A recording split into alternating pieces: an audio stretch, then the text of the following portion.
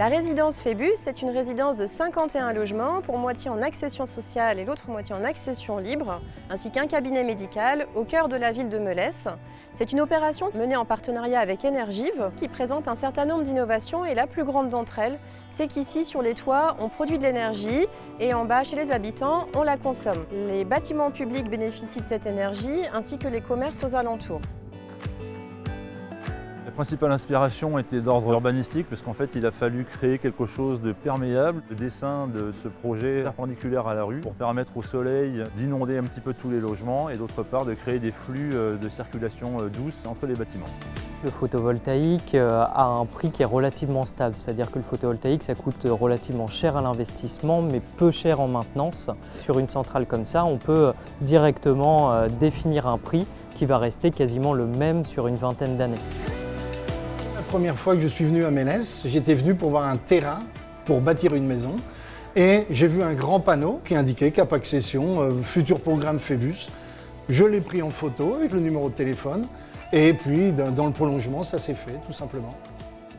Ce qui a décidé de mon choix, c'est le fait que ça soit plus attractif niveau prix. Ce qui me plaît, c'est l'espace, la terrasse, la vue.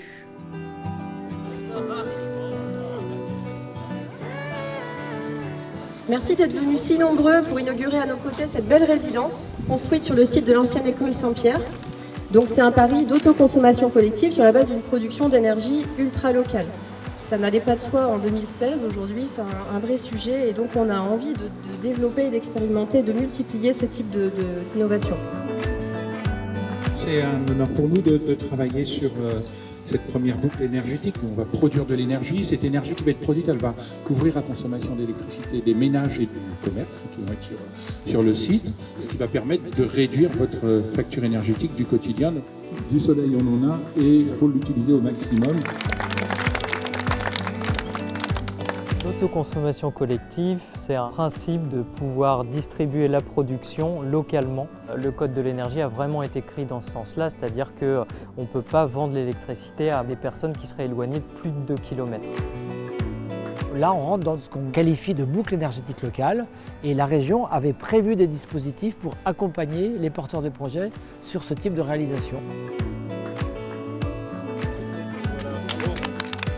De longue date, nous avons fait le constat que le logement est au cœur de la conjonction de plusieurs de nos grandes politiques publiques. Ici, c'est la démonstration que l'on peut faire du renouvellement urbain, une forme de densité de l'habitat, concilier de la mixité sociale et un cadre de vie agréable. Donc je crois que c'est un beau sujet de visite pour montrer à des élus qu'il est possible de passer du dire au faire. La ville a insisté pour que ce projet aille jusqu'au bout. Leur architecte a réussi à intégrer parfaitement ces 3 petits immeubles dans la pente du terrain et dans le quartier.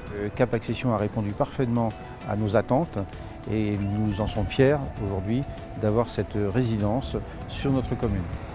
Cette opération est tout à fait reproductible à condition de trouver les bons partenaires, entreprises et collectivités, et de se situer sur une parcelle qui permet de réaliser un tel projet avec la captation des énergies solaires.